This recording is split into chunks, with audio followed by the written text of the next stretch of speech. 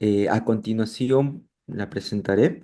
Ella es Alejandra Ángeles, es licenciada por la Universidad Nacional Mayor de San Marcos, tiene un máster en terapias contextuales por Itaca Formación en conjunto con la Universidad a Distancia de Madrid. Además, es formada en el entrenamiento en terapia dialéctica conductual por Behavioral Tech, con formación en terapia de aceptación y compromiso por contexto y además entrenamiento en habilidades en DBT, DBT-PTSD. ¿Sí? Entonces, sin más, para no quitarte el tiempo, Alejandra, te doy el pase y encantado que puedas estar acá presente con todas las personas. Bueno, bueno, en primer lugar, muchísimas gracias por la invitación a Vida Contextual. Muchas gracias a todos los presentes también por estar el día de hoy. Realmente valoro mucho el esfuerzo bueno, que hace Vida Contextual y que hacemos todos nosotros en realidad por seguir formándonos, por seguir conociendo y por seguir teniendo estrategias para poder aplicar psicología basada en evidencia, ¿no? Que creo que es lo importante. Voy a compartir mi presentación, por ahí me comentan si se logra ver.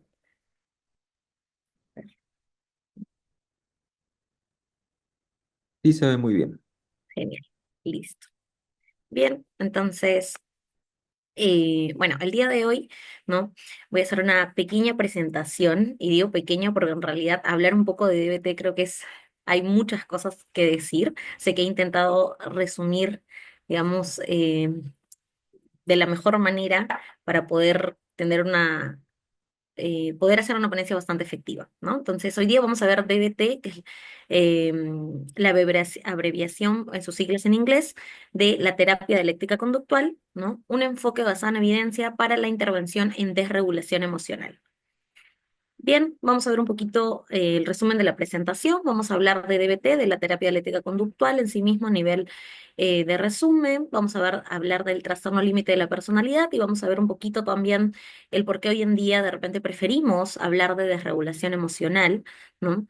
Los fundamentos teóricos de DBT, la estructura de tratamiento, el grupo de habilidades y el acompañamiento a familiares, ¿no? Que creo que son, digamos, los puntos más claves de todo el programa de tratamiento de DBT. Ok, bueno, empecemos por el inicio, ¿no? La fundadora, que es Marsha Linehan, ¿no? Que es quien creó la terapia eléctrica conductual ya hace muchos años en realidad, ¿no? Pero digamos que en las últimas décadas está teniendo o está haciendo el boom de DBT mucho más aquí en Perú, que ya hay muchísimos psicólogos que están formados en DBT, hay muchos más grupos de consultoría, ¿no? O equipos de consultoría, grupos de habilidades, hay muchísima más mucho más acceso a lo que es esta terapia, ¿no? Y es más, incluso en espacios del Estado en sí mismo se están haciendo esfuerzos porque se aplique DBT, ¿no? Digo, se están haciendo esfuerzos porque aplicar DBT es algo bastante complejo y lo vamos a ver a lo largo de la presentación, ¿no?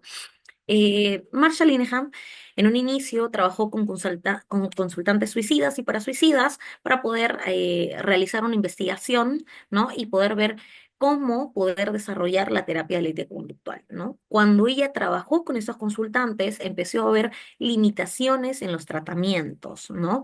Había, digamos, dificultades para llegar a cierto tipo bueno, a los consultantes que tenían este tipo de problemáticas, ¿no? Entonces empezó a crear un tratamiento guiado por principios, digamos, más protocolizado, ¿no? Que pudiera ayudar a que se pueda generar, digamos, un cambio, ¿no? En estos consultantes, pero acompañado de ciertos factores que vamos a ir viendo poco a poco. Se fue incorporando la paradoja, el estilo irreverente, pero al mismo tiempo la validación, ¿no? Hubo un mayor compromiso con el tratamiento y también una mejor comprensión de las dificultades de los consultantes, ¿no?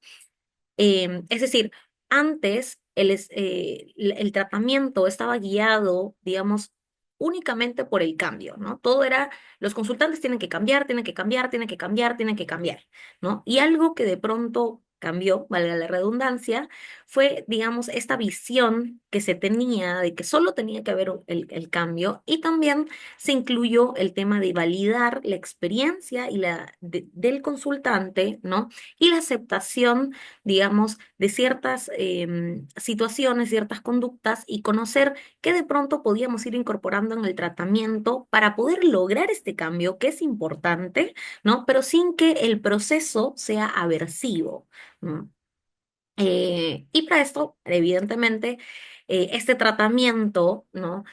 Se habla mucho de que es un tratamiento basado en evidencia, pero ¿por qué es un tratamiento basado en evidencia? Porque hay investigaciones que nos dicen que lo que se realiza en el tratamiento funciona, ¿no? Ese es algo que suelo yo explicar mucho a mis consultantes, ¿no? Porque de pronto es importante saber por qué es un tratamiento basado en evidencia o a qué nos referimos con ello, ¿no?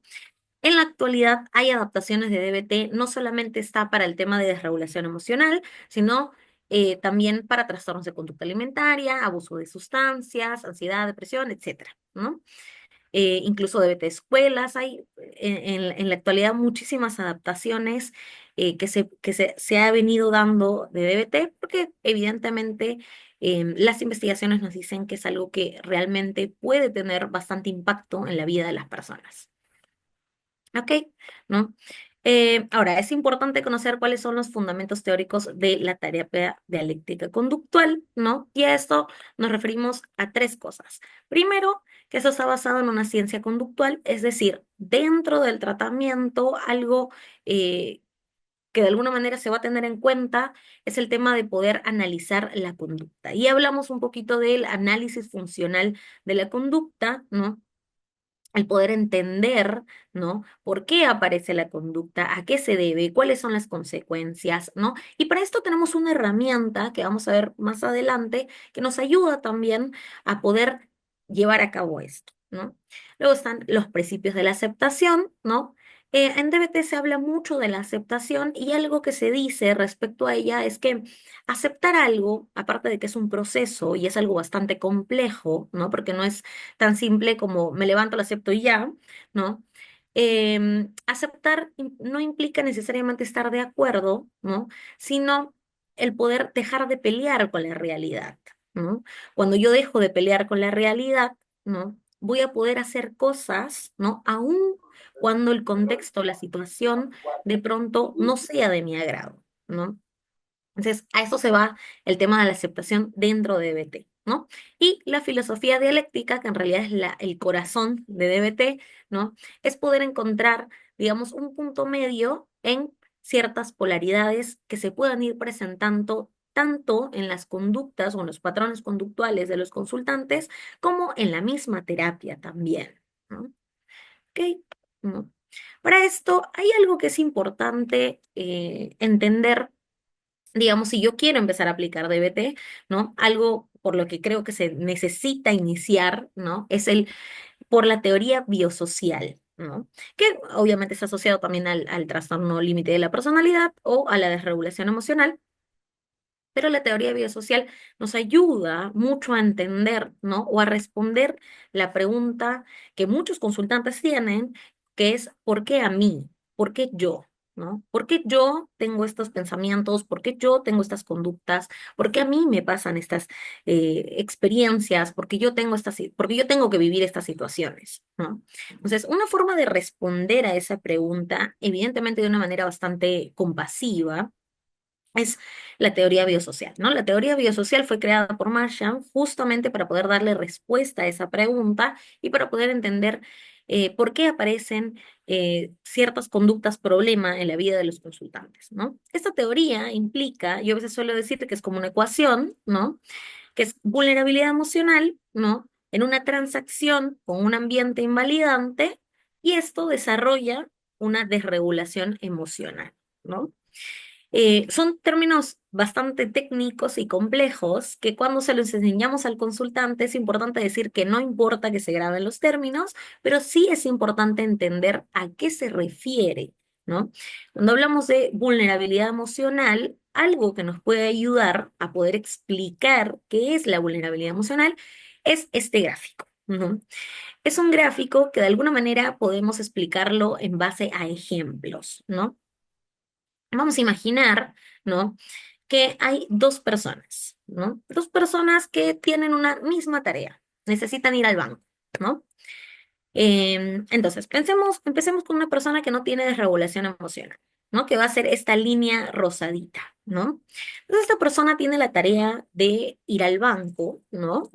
A pagar o hacer el pago en el último día de pago, ¿no? Es el último día y tiene que ir al banco, ¿no? Entonces, se acerca al banco, ve y hay una cola gigante, hay una cola súper grande, ¿no? De muchas personas.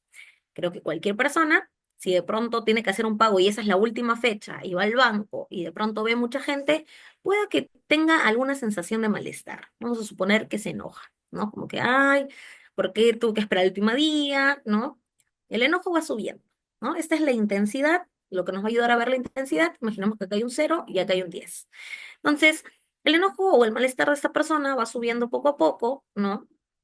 Totalmente humano, porque estamos en una situación de estrés que no nos gusta, que no nos agrada, tiene mucho sentido que aparezca esa sensación. Ahora, vamos a suponer que es un día soleado, hay mucho sol, genera incomodidad, ok. Y de pronto esta persona nos dice, "Ah, se me antoja un helado", y de pronto viene ahí el heladero, le pide al heladero el frío rico, ¿no? Y el heladero le dice, se me acaba de terminar el frío rico. Justo la persona que pidió antes que tú se terminó. Uy, ¿no? Y la persona dice, ah, nuevamente el enojo aumenta, ¿no? Se siente enojado, abrumado, ¿no? De pronto dice, ya no importa, dame otro helado, el que tengas, ok, continúa en la fila, ¿no? Sigue, va, paga el trámite, ¿no? Sale, de pronto cuando ya va saliendo, el enojo, la sensación de malestar va bajando, ¿no? Una vez que llega a casa, de pronto ya no siente, digamos, esa sensación tan fuerte, ¿no? Incluso puede llegar a ser hasta imperceptible, ¿no? Ok, ahora imaginemos esa misma situación en una persona que sí tiene desregulación emocional. Estamos aquí, la persona tiene la misma tarea de ir al banco, llega, es el último día de pago, hay una cola gigante de muchas personas y ya la persona empieza a experimentar malestar, ¿no? Empieza a experimentar esta sensación, es un día soleado, es una vulnerabilidad, lo hace sentir más incómodo, ¿no? Ok, pide el helado, no tienen el helado que quería, uy, ¿no? Más sensaciones de malestar y pueda que incluso llegue a un pico de malestar, ¿no? Es la misma situación, pero la diferencia es que cuando la persona llega a un pico de malestar, aquí pueden aparecer conductas problema. De repente le grita al heladero, dice ya no voy a pagar, ¿no? Se sale de la fila, de repente se pelea con alguien, ¿no? Y deja de hacer lo que de pronto tenía que hacer, ¿no? Entonces, va a casa, molesto, sigue y el malestar sigue, se va a dormir y al día siguiente se levanta y de pronto el malestar continúa o de repente empieza un nuevo malestar porque empieza la culpa de que no pagó lo que tenía que hacer, ¿no? Y así pueden venir otras experiencias. Entonces, ¿a qué nos referimos con vulnerabilidad emocional? Y en este ejemplo, ¿cómo podríamos verlo? ¿No? Hay tres puntos. La alta sensibilidad. Era la misma experiencia, la misma situación, los mismos factores, pero la sensibilidad es lo que cambia. La forma en la que una persona experimenta una sensación es totalmente distinto. Y esto es totalmente biológico. Esa predisposición a sentir más no está bajo mi control. Yo no puedo controlar esa predisposición que mi cuerpo tiene para poder experimentar una sensación con una intensidad mayor, ¿no? Ahora, también hay una alta reactividad. Aquí vimos que la persona se molestó, pero dijo, bueno, ya qué importa, dame otro helado, me quedo con el otro lado. Pero acá no. Acá aparecieron conductas problemas, ¿no? Acá de pronto las reacciones fueron mucho más extremas, ¿no? Y evidentemente lo metieron en problemas. No pagó el trámite que tenía que hacer, de repente se peleó con el heladero, tal vez se peleó con las personas que estuvieron ahí, ¿no? Y luego está el lento retorno a la calma, ¿no? La persona cuando ya se estaba regresando a casa ya ni sentía malestar. En cambio aquí, al día siguiente seguía teniendo malestar y eso incluso activó otra curva de malestar, ¿no? Y es esto lo que nos ayuda a poder ver si mi consultante tiene o no vulnerabilidad emocional. Porque si yo converso con mi consultante y evalúo algunas experiencias donde haya ocurrido esto, o de pronto donde la persona haya notado que su experiencia fue distinta a las demás, o fue mucho más extrema, nos puede ayudar a darnos cuenta que realmente hay vulnerabilidad emocional.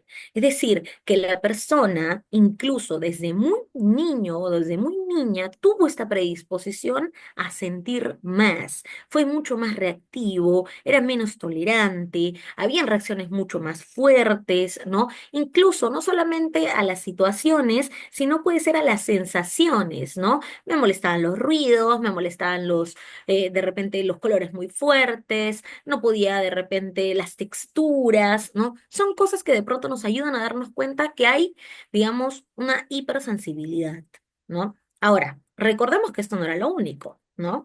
Entonces, veíamos que la vulnerabilidad emocional es un pequeño factor. Si ya tenemos este check, ¿no? Y hay una transacción con el ambiente invalidante. ¿Qué es el ambiente invalidante o cómo podríamos saber que mi consultante ha tenido un ambiente invalidante? Vamos a ir aquí, ¿no? Dentro del ambiente invalidante vamos a tener tres tipos de familia. La familia caótica, ¿no? La familia típica y la familia perfecta. La familia caótica, como muy bien dice su nombre, es una familia donde hay mucho caos, ¿no? Donde todo fue problema. Todo fue problema, todo fue dificultades, hubo muchas problemáticas dentro de la interacción con la familia, ¿no?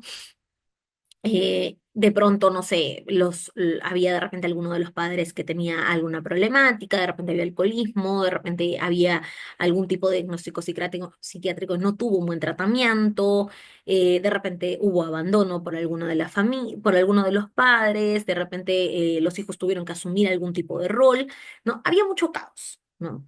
Luego está la familia típica, que es cuando los hijos y los padres de repente tienen diferentes formas de poder ver, digamos, la vida. Había de repente machismo, estereotipos, ¿no? Muchos juicios por parte de la familia, ¿no? O por parte del contexto, ¿no? Y luego está la familia perfecta, ¿no? La familia perfecta, en realidad, ese tipo de familia donde... Y a veces suelo decir que todos hemos tenido en algún momento de nuestra vida algún conocido en los que decíamos, wow, ahí no hay problemas, ¿no? O sea, qué envidia esa familia donde aparentemente todo está bien, ¿no? Y digo aparentemente, ¿no? Porque obviamente así como nos pasa con las redes sociales, que nosotros vemos posts, vemos historias, pero no sabemos qué hay detrás de la vida de esa persona, lo mismo ocurre en una familia perfecta. Nosotros podemos ver a simple vista que aparentemente todo está bien, pero no sabemos qué hay detrás. Entonces, lo que ocurre en una familia perfecta es que no se hablan de los problemas, que no se habla de las dificultades. Son esas familias donde de pronto hay un problema y una situación, nos vamos a dormir y al día siguiente, borrón y cuenta nueva, acá no pasó nada, ¿no? Entonces, aparentemente todo está bien, pero en realidad hay un cúmulo de cosas o de problemas sin resolver, ¿no? Tres tipos de familia, que a veces cuando le decimos a los consultantes, me dicen, son las tres, ¿no? Calzo en las tres, ¿no? Algunos nos dicen calzo en dos, algunos en una, y también puede ocurrir que algunos no calcen en ninguna. Que algunos nos digan, no, yo con mi familia no tuve ningún problema, todo fue bien, la verdad que hablábamos de nuestros problemas, sentía apoyo, etcétera, ¿no? Ok, ¿qué pasó ahí también, ¿no? Entonces, en el ambiente invalidante, sí, obviamente en primer plano es la familia, porque es el contexto más cercano que tiene el consultante, pero no es, digamos, el único contexto donde podría haber, digamos, invalidación. Podría ser también alguna experiencia traumática, que es importante también que nosotros evaluemos con el consultante si es que hubo la presencia de alguna experiencia de abuso sexual, ¿no?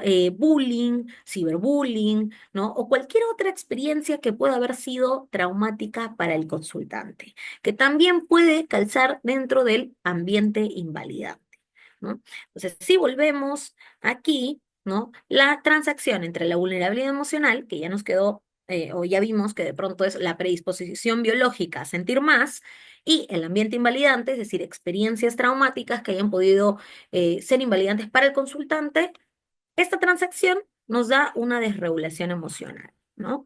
La desregulación emocional, que en palabras simples es las dificultades para regular emociones, ¿no? A mí me gusta explicarlo así a los consultantes, pero hoy lo vamos a ver un poquito más técnico. ¿Ok? Entonces, teníamos aquí, ¿no? Que el desorden de regulación emocional, ¿no? Con el ambiente invalidante, ¿no? Y cuando hablamos de vulnerabilidad emocional, también es importante tener en cuenta la inestabilidad afectiva, ¿no? La inestabilidad conductual, la inestabilidad cognitiva, la inestabilidad interpersonal y la inestabilidad del sí mismo, es decir, de la relación que podemos tener con nosotros. Que es importante que nosotros también tengamos presente o que también consideremos dentro de nuestra evaluación, ¿no? Ok, ahora, cuando hablamos de trastorno límite de la personalidad, sabemos que en la actualidad, ¿no? Hay muchos esfuerzos que se están haciendo por de pronto tener presente, digamos, el término de desregulación emocional. ¿Por qué? Por el estigma que puede generar el diagnóstico, porque también hay muchos consultantes, y eso es algo que pasa mucho en la práctica clínica, que de pronto llegan, ¿no? Como, soy TLP, ¿no? Y como yo soy TLP, ¿no? Yo hago esto y esto y esto y esto y esto, ¿no? Y me pasó esto porque soy TLP. Y ocurrió esto porque soy TLP, ¿no?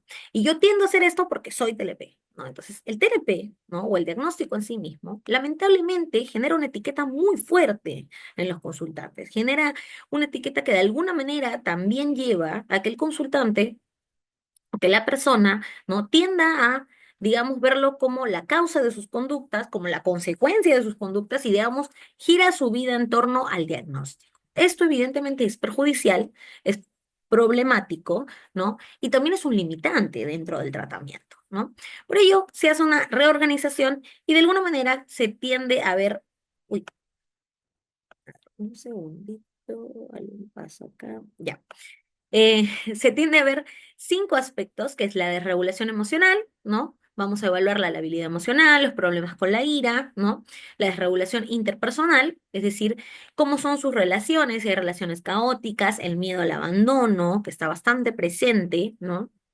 La desregulación del self, ¿no? Que son los trastornos de de la identidad y las dificultades con el sentido de sí mismo, esa sensación de vacío, ¿no? O ese para qué estoy aquí, ¿no? La desregulación conductual, y ahí es un poquito más, yo creo que a veces se tiende a tener mucho el foco de atención, ¿no?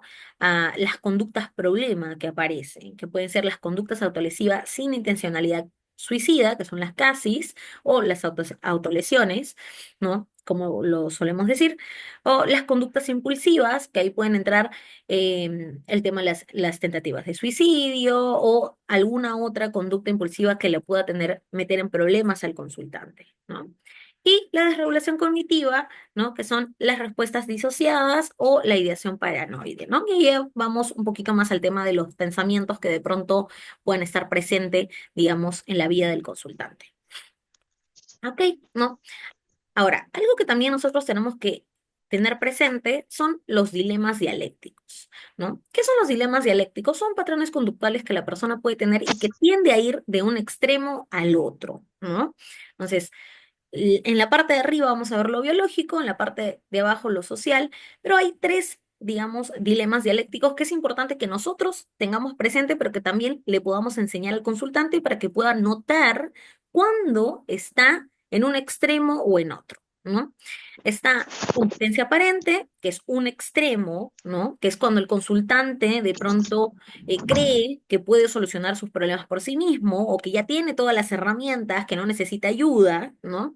Y evidentemente el otro extremo es la pasividad activa. No puedo nada, no puedo hacer nada, yo necesito que tú resuelvas por mí, que tú decidas por mí, que tú hagas por mí, ¿no? Que tú tomes la decisión por mí, ¿no?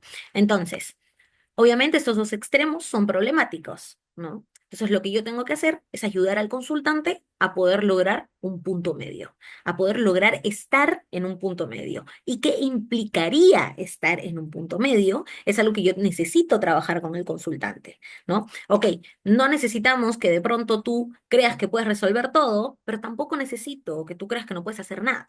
yo necesito que estés en un punto medio, que puedas hacer cosas, que apliques habilidades, que tengas en cuenta las estrategias que nosotros hemos trabajado, pero que también aceptes cuando necesitas ayuda, que también uses el coaching telefónico, que también llames de pronto a personas que sean de tu confianza o que cuentes cuando de pronto hay cosas que ya escapan de tu control, ¿no? Ese sería un punto medio, ¿no?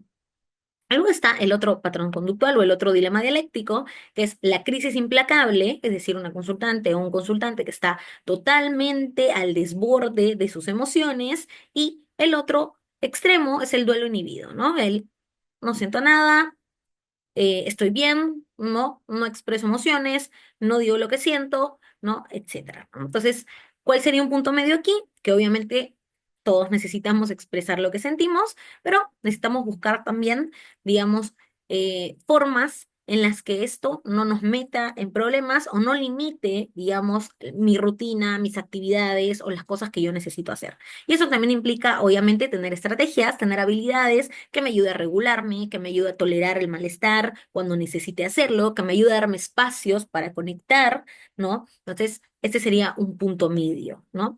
Y por último está la vulnerabilidad emocional, ¿no? Y la autoinvalidación, ¿no? Entonces, aquí también, ¿no? Obviamente necesitamos, o sea, ni uno ni otro, ¿no? No puedo juzgarme, criticarme, ¿no? Pero tampoco victimizarme, ¿no? Entonces, la idea es poder entender, comprender y aceptar, ¿no? De pronto las problemáticas o lo que de pronto yo puedo haber vivido, ¿no? De una forma compasiva, ¿no? La palabra compasiva a mí en algún momento me hizo mucho ruido, ¿no? Porque a veces cuando decimos compasiva lo asociamos a un tema de pena, ¿no? Pero en realidad el poder ser compasivo con nosotros o con el resto implica el poder entender que el consultante o que la persona, ¿no? Puede tener dificultades y que de pronto carece de algunas habilidades, ¿no? Que está haciendo lo mejor que puede, pero que al mismo tiempo de pronto no tiene los recursos que tal vez yo tengo, que tal vez tiene otra persona, ¿no? Y que necesita hacer las cosas mejor, ¿no? Pero que sí se está esforzando.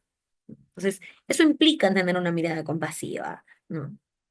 Ok, entonces estos son los dilemas dialécticos que evidentemente nosotros tenemos que tener muy presentes como terapeutas, pero también necesitamos enseñarle al consultante para que el consultante pueda también, de alguna manera, poder aprender a saber identificar dónde está, ¿no? Entonces, estoy aquí, estoy acá, me cuesta llegar a un punto medio. ¿Qué sería un punto medio? Porque el consultante tiene que tener muy presente qué sería un punto medio de cada dilema dialéctico.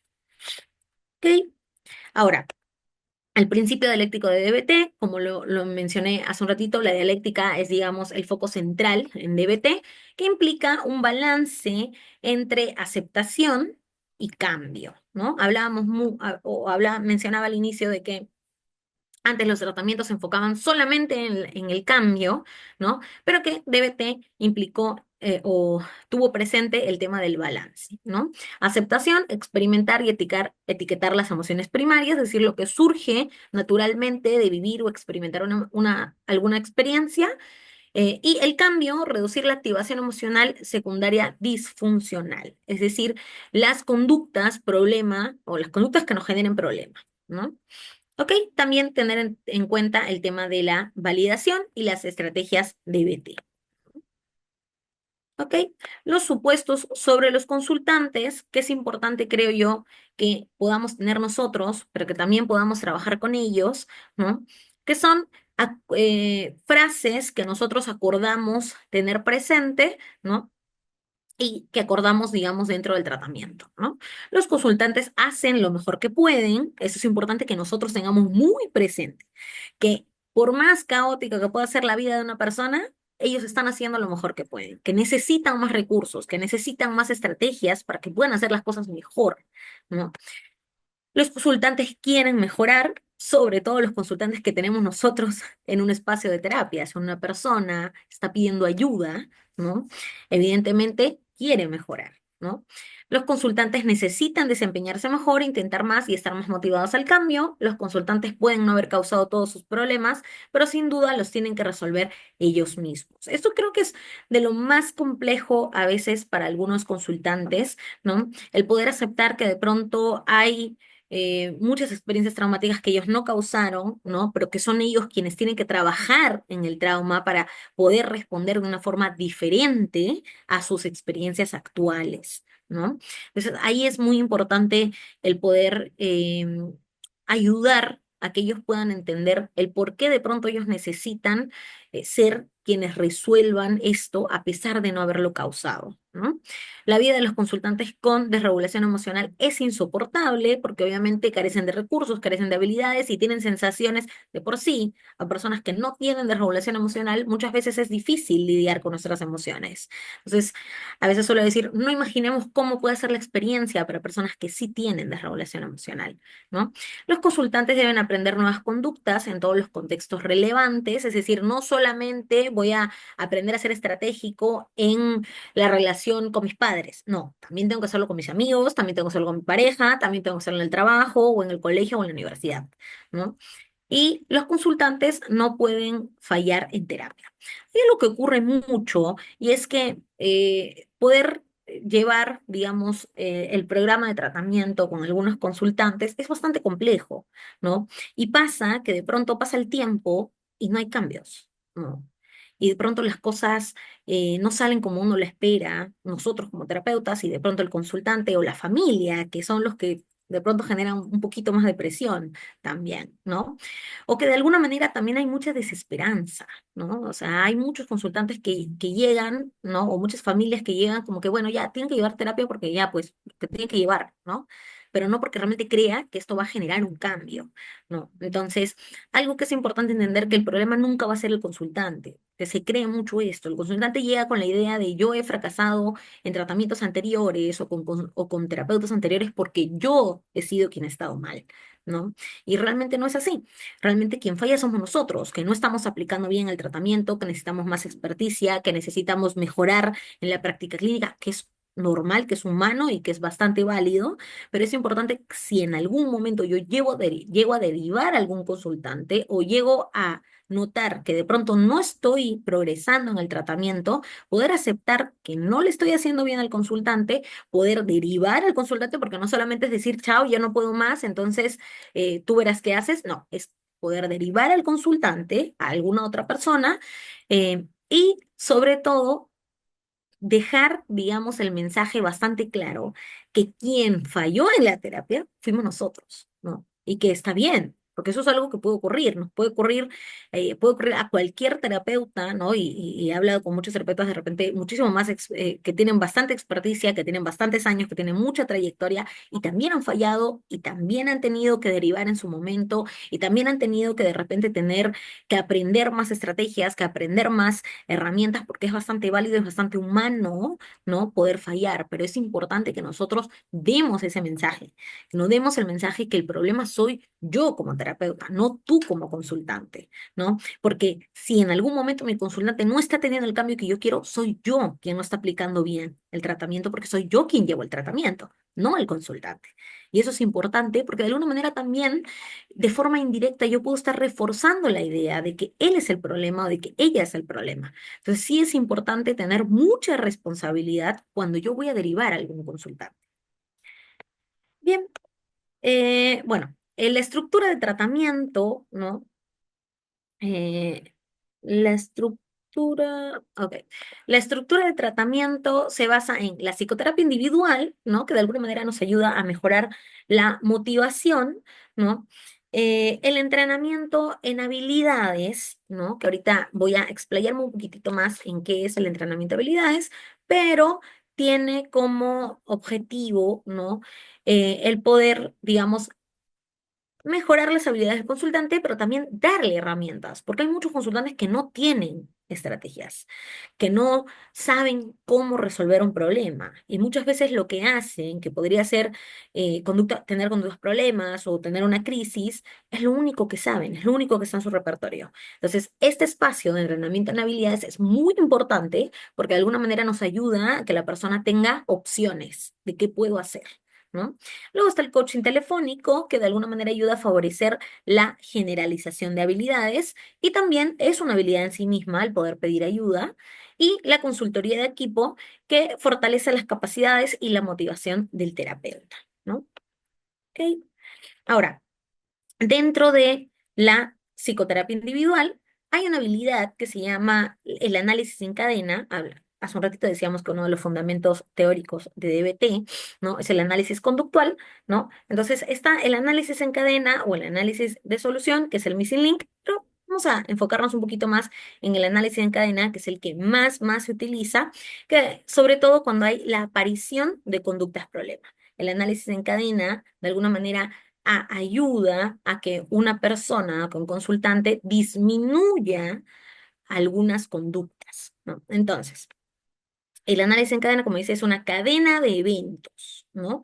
Y nosotros lo que vamos a hacer a través de preguntas, poder conocer cuál fue esa cadena de eventos, ¿no? Vamos a empezar por la conducta problema, ¿no? Por la descripción de la conducta problema, qué ocurrió, qué pasó, ¿no? ¿Qué fue lo que, es más, vamos a ser muy detallosos en conocer, digamos, si fue de repente la conducta problema, fue que la persona se autolesionó, cuántos cortes, cuál fue la profundidad, ¿no? En qué parte del cuerpo fue, ¿no? Si nos puede enseñar mucho mejor, porque es importante que nosotros podamos ir midiendo la intensidad, la profundidad, si de repente no fueron 3 cortes, pero solía hacerse 5, ok, ha disminuido, ¿no? Entonces, son detalles que nosotros necesitamos conocer, ¿no? Obviamente con bastante delicadeza, con bastante empatía también hacia el consultante y evidentemente para poder hacer esto también tiene que haber, digamos, un lazo de confianza con el consultante, pero también es importante que nosotros no abusemos de la empatía, ¿no? Porque el análisis en cadena de alguna manera nos va a ayudar a que nosotros podamos conocer también las consecuencias y nosotros no podemos reforzar conductas.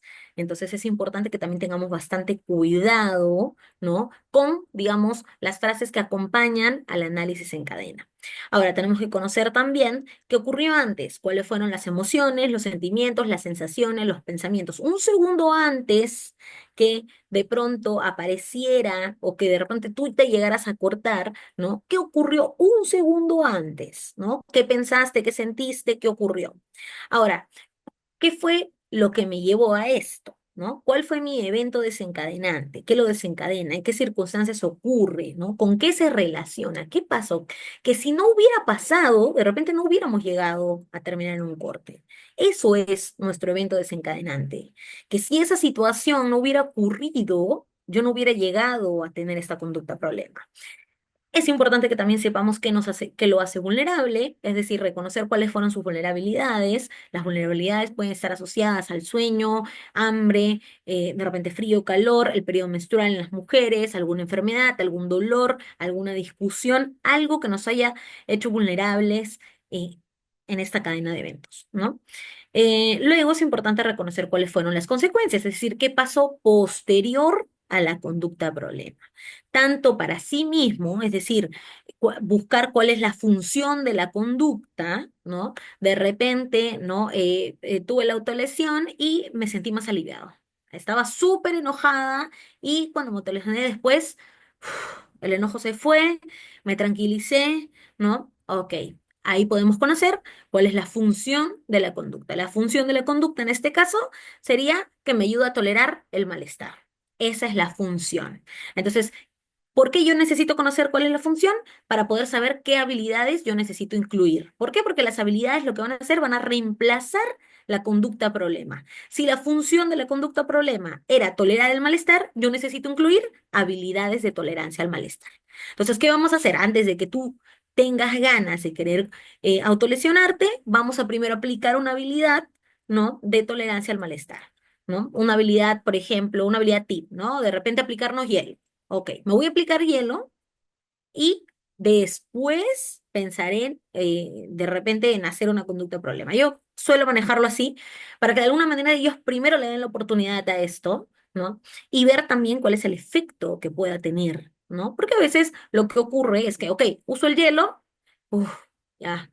Me siento mejor, ya no tengo ganas de hacer la conducta problema. Pero sí es importante que el consultante considere hacerlo antes. ¿no? Y así vamos incluyendo habilidades. Podemos ir probando, ¿no? Y el consultante también necesita ir probando, y para eso está también el grupo de habilidades, para que vaya conociendo qué herramientas o qué estrategias le van funcionando mejor, porque no a todos los consultantes les funciona lo mismo, ¿no? Ahora, decía que es importante conocer cuáles son las consecuencias, porque también necesitamos nosotros quitar las consecuencias que puedan reforzar la conducta y aumentar las consecuencias que de pronto disminuyan la conducta, ¿no? Entonces, ¿qué ocurre, no? De repente, la conducta autolesiva o el evento desencadenante fue que me peleé con mi mamá. Me peleé con mi mamá, tuve una discusión con ella, ¿no? Y eh, tuve la autolesión y después mi mamá vino a mi cuarto, se quedó conmigo, me abrazó, nos quedamos juntas, tuvimos una noche espectacular, hablamos un montón. Entonces, ¿qué ocurre? ¿Qué le enseña a la consultante esto? Que autolesionarme hace que mi mamá se quede conmigo, que mi mamá, que yo pueda tener una mejor comunicación con ella. Entonces, estoy consiguiendo cosas. ¿No? Y es eso lo que nosotros nos tenemos que quitar. Tenemos que quitar que la conducta problema consiga cosas por el consultante, ¿no? En lo posible y dentro de lo que nosotros podamos hacer, es importante que podamos conversar también con la familia para que de pronto entiendan o explicarles o ayudarles a entender que hay ciertas conductas que pueden tener posterior a alguna conducta problema que podrían reforzar esto, ¿no? Y que nosotros necesitamos disminuir esas conductas para no reforzar, digamos, la conducta problemática. ¿Ok? Bueno, dentro de los objetivos de tratamiento va a estar en primer lugar siempre disminuir las conductas suicidas, porque si no tenemos un consultante con vida, no tenemos tratamiento. Disminuir las conductas que interfieren con el tratamiento, disminuir las conductas que interfieran con la calidad de vida, ¿no? Incrementar habilidades, disminuir las conductas relacionadas con el estrés postraumático e incrementar el autorrespeto, ¿no? Luego, las fases de tratamiento, ¿no? Primero vamos a tener un pretratamiento donde vamos a acordar objetivos y sobre todo vamos a obtener compromiso del consultante. DBT es un tratamiento complejo, es un programa de tratamiento, implica muchísimo esfuerzo por parte del consultante y de la familia y evidentemente del terapeuta, y es importante que el consultante lo sepa, ¿no? Nosotros tenemos que ser muy honestos y muy abiertos con el consultante, que lo que nosotros le estamos pidiendo es un montón, es bastante, que no podemos entrar de frente, tenemos que saber que realmente vamos a contar con el consultante durante todo el tratamiento, ¿no? Que probablemente durante todo el tratamiento pasemos por muchas experiencias, momentos donde de pronto van a ser complejos, momentos donde el consultante no siempre nos va a creer, ¿no? No siempre vamos a hacer, digamos, ese espacio seguro para ellos, ¿no? Sino que pueden haber momentos o situaciones difíciles dentro del proceso de terapia. Y eso es importante también tenerlo. Obviamente nosotros vamos a hacer muchos esfuerzos por construir un espacio que pueda ser seguro, que sea validante, ¿no? Pero también es importante dejar claro a ellos que nosotros también somos humanos. Eso también es importante porque nos ayuda a poder tener mayor conexión con el consultante, ¿no? Obviamente eso no significa que nosotros no vamos a tener bastante cuidado del proceso que nosotros tengamos con ellos, ¿no? Para eso es el entrenamiento, para eso también es importante que cada uno pueda también reconocer cuáles son sus dificultades como terapeuta y que pueda trabajar en ello, ¿no? La fase uno del tratamiento, ¿no? Es del descontrol conductual severo al control y la estabilidad conductual, ¿no? La fase uno, evidentemente, están las conductas que atentan contra la vida, ¿no? El tratamiento, la fase 2 de la calma desesperada a la experiencia de las emociones no angustiantes. Aquí está todo lo que es estrés postraumático, ¿no? El tratamiento en la fase 3 de los problemas de la vida y los desórdenes menos severos a felicidad e infelicidad ordinaria. Aquí está todo lo que son problemas que atentan contra la calidad de vida, ¿no? Y tratamiento fase 4 de la incompletud a la libertad, ¿no? El entrenamiento en habilidades, ¿no? Que es parte de la estructura del tratamiento, ¿no? Hay 4 módulos. Está el módulo de mindfulness, que como lo ven, se va a repetir. El módulo de mindfulness tiene 2 sesiones, se repite en el intermedio entre los otros 3 módulos. Está el módulo de tolerancia al malestar, donde todas las habilidades están orientadas a poder, como dice su nombre, aprender a tolerar el malestar. Es decir, aquí es poder estar y hacer cosas aun cuando yo me siento mal, ¿no? Luego está el módulo de regulación emocional, que aquí está más orientado a poder bajar la intensidad de las sensaciones que yo puedo tener, ¿no? O cambiar incluso la emoción cuando de pronto el contexto me lo permita, o cuando yo pueda, o cuando lo necesite, ¿no? Entonces, y por último está el módulo de efectividad interpersonal, ¿no? Que es, obviamente, yo necesito aprender a relacionarme con personas y también es importante saber que hay una fusión de los módulos, ¿no? ¿Qué quiere decir esto? Bueno, creo que no lo dije, mindfulness es poder aprender a estar en el momento presente. Y el saber que hay una fusión implica de que yo puedo en una misma situación aplicar habilidades de tolerancia, de regulación, de efectividad e incluso de mindfulness, ¿no? Entonces, todo este módulo, ¿no? En una primera vuelta es 6 meses aproximadamente, pero lo que nos recomienda la evidencia es que un consultante con problemáticas complejas, ¿no? Debería dar 2 vueltas como mínimo, ¿no? Ok. Luego está la consultoría de equipo, creo que lo mencioné que era parte del programa de tratamiento.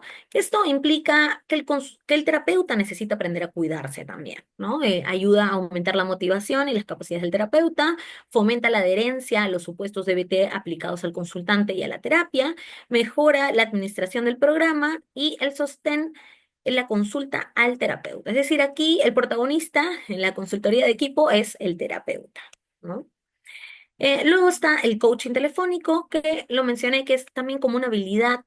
De alguna manera, la idea es poder pedir ayuda, aplicar habilidades, ¿no? Ayuda también a reparar la relación con el terapeuta o puede ser también usado para brindar buenas noticias, ¿no? El objetivo es disminuir conductas de autodaño, aumentar generalización de habilidades y disminución de la sensación de conflicto con el terapeuta. Hay una regla que es la regla de 24 horas, que ¿qué implica la regla de 24 horas? Es que la idea de usar el coche telefónico es usarlo antes. No tiene sentido de que yo ya me autolesioné, yo ya tengo una conducta problema y voy a usar el coaching telefónico, porque yo podría estar reforzando como terapeuta, podría estar siendo la consecuencia dentro de mi cadena de eventos, ¿no? Del consultante. Entonces, la regla de 24 horas implica que yo como consultante, si yo cometo alguna conducta problema, tengo que esperar 24 horas para poder utilizar, digamos, el coaching telefónico, ¿no? Entonces, puedo llamar antes, y la idea es que lo pueda hacer antes, ¿no? Para poder utilizar esta habilidad, para que el consultante pueda ayudarme a aplicar una habilidad, para poder de pronto, digamos, tener el apoyo o el soporte del consultante, ¿no? O la guía del consultante, ¿no? Y aquí también es importante tener en cuenta de que el coche telefónico va a variar dependiendo del consultante, ¿no? Ahora, el coche telefónico no es una sesión de terapia y eso es importante que nosotros expliquemos. Si yo voy a dar la opción de coaching telefónico a algún consultante, yo tengo que explicarle que no es que yo me va a llamar y voy a tener una sesión de terapia de 1 hora, ¿no? No. El coche telefónico como máximo son 15 minutos de llamada. Máximo, máximo. La idea es que sean 10 minutos, ¿no? Máximo 15 minutos, ¿no? Y lo que vamos a hacer es que en el coche telefónico yo necesito ser muy directivo, ¿no? ¿Qué pasó? ¿Dónde estás? ¿No? ¿Qué habilidades has utilizado? Y poder darle, digamos, opciones de qué habilidades podría usar en el momento. Puedo evaluar la intensidad, dónde estás ahorita, de 0 a 10, cuánto nivel de malestar tienes, ¿no?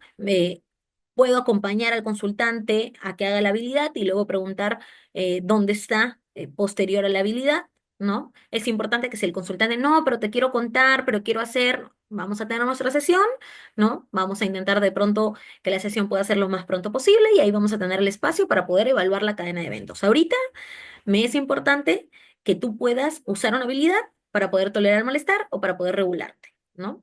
Ahora, si ya el consultante de pronto es alguien que ya tiene mucho más tiempo en el tratamiento, yo puedo dejarlo hacer la habilidad solo y le dices, me mandas su WhatsApp y me dices dónde estás, ¿no? Ok, ¿no? Ahora, si yo sé que es un consultante que ya tiene incluso más tiempo, ¿no? Y yo veo su llamada, no contesto. Primero que uso habilidades y luego que nos llame. No. Entonces es importante que también, porque puede ser, hay consultantes que de pronto les cuesta un poco soltar la ayuda, ¿no? Entonces es importante que nosotros también evaluemos el contexto, evaluemos el caso, ¿no? Y que también seamos de pronto un poco flexibles, ¿no? Entonces, puede que haya consultantes que de pronto recién están iniciando y yo necesito estar como más alerta, ¿no? Me llaman y de pronto voy a dejar una reunión, voy a dejar todo por contestar. Pero de pronto hay otros consultantes que ya tienen bastante tiempo, que ya tienen recursos, que de pronto no están en peligro. De pronto yo no tengo que paralizar mi vida por un coche telefónico, ¿no? Y eso también es importante que nosotros podamos ir aprendiendo con el tiempo, ¿no? Porque la idea es que esta sea una habilidad que les ayude a ellos, pero también es importante y recordar que nosotros también somos seres humanos, ¿sí? Ok, y por último está el rol de la familia en el tratamiento, ¿no? Es importante que la familia participe en el tratamiento. Obviamente no vamos a tener a todas las familias, porque lamentablemente no todas las familias están dispuestas a ser parte del proceso de tratamiento. Muchas familias también tienen mucha desesperanza, ¿no? Y esto a veces es bastante complejo también, ¿no? O también a veces la familia carece de habilidades, ¿no? Entonces les es difícil también ser parte del tratamiento, ¿no? La familia puede involucrarse de dos maneras, en sesiones familiares, ¿no? En las que nosotros necesitemos trabajar la relación de repente con mamá, con papá, con un hermano, con la pareja, etcétera. No es terapia de pareja, sesión familiar, es diferente, ¿no? Y el grupo de entrenamiento en habilidades para familiares allegados, ¿no? Dentro del programa de tratamiento también hay equipos que realizan grupo de entrenamiento para familiares, ¿no? Entonces, si hay la posibilidad de que ellos puedan entrar a un grupo, ¿no? Como familiares, genial. Hay algunos familiares que dicen, no, yo quiero llevar mi grupo de habilidades, ¿no? Para yo poder también aplicarlo en mi vida. Mejor, mejor. Obviamente no puede entrar con el consultante al mismo grupo, pero si hay la posibilidad que entre a otro, muchísimo mejor, ¿no? Entonces, pero sí es importante que nosotros hagamos el esfuerzo o tratemos en lo posible de que, eh, pueda la familia participar dentro del tratamiento. ¿Ok? Ok. Bien, entonces eso sería, digamos, todo por el día de hoy. Traté de resumirlo lo más posible, pero entiendo si hubieran algunas preguntas.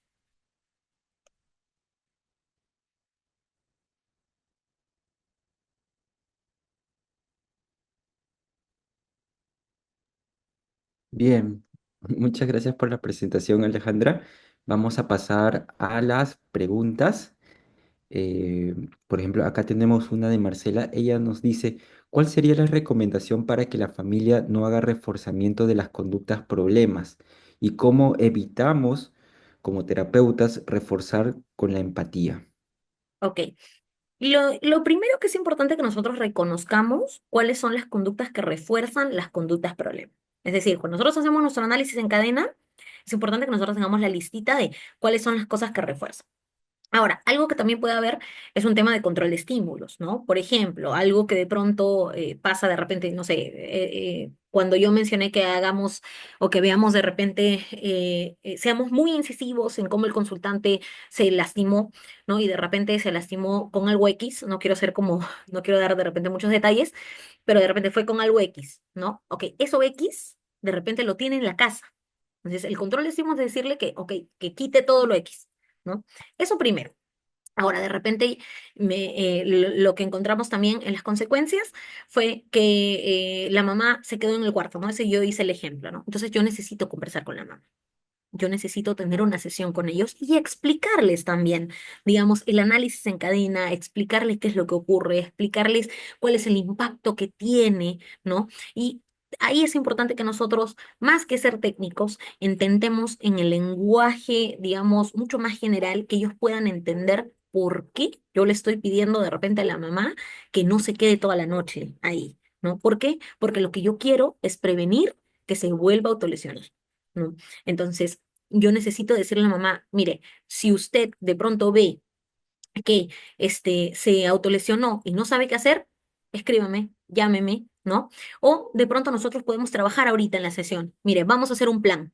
Se autolesiona, lo que va a hacer usted es primero ver, obviamente que no haya algún tipo de daño físico, o si de repente hay algún daño físico, si tiene que acercarse, curarla, ok, listo. Y no hacer nada diferente a lo que hubiera hecho en ese día, ¿no? ¿Y qué es lo que va a aparecer? Que la familia va a decir, pero me da miedo.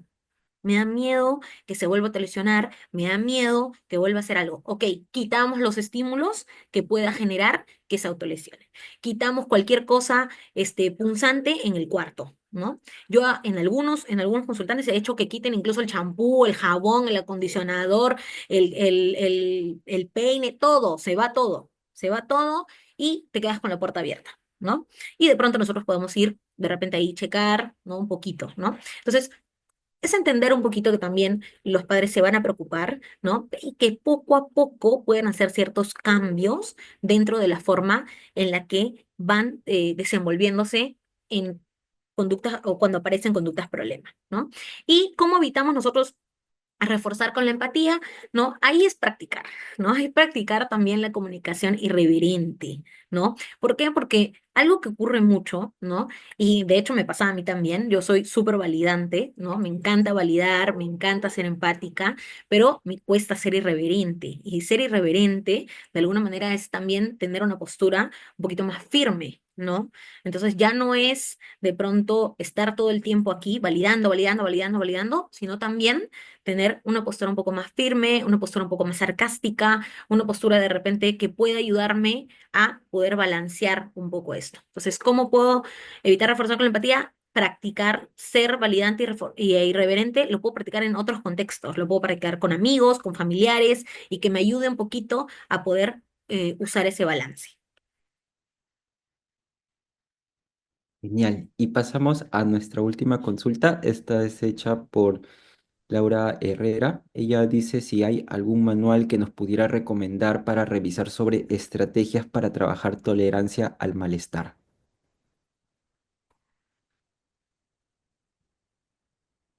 Ya, a ver, estoy leyendo un poquito también. Sí, sí, hay bastantes libros. En realidad está el libro el libro que vende Tres Solas Ediciones, que es el entrenamiento en habilidad, el libro verde, tengo por acá, pero no me acuerdo el nombre, que es entrenamiento para terapeutas, donde está el entrenamiento en habilidades, que es en sí el cómo dictar las habilidades, cómo dictar el grupo de habilidades, y dentro de cómo dictar el grupo de habilidades está obviamente hay bastantes pautas de cómo nosotros podemos llevar, digamos, o poner en práctica las habilidades dentro del grupo, ¿no? Son pautas bastante específicas, con ejemplos, ¿no? Es el libro de entrenamiento en habilidades, que es un libro verde que vende Tres Solas Ediciones. Es un libro bastante bueno, hay bastante información y es evidentemente de DBT, ¿no? Por ahí colocan, ¿será Goldstein? Creo que se llama el libro. Así la... No, a ver, deme un segundito. Tenemos todavía un minuto.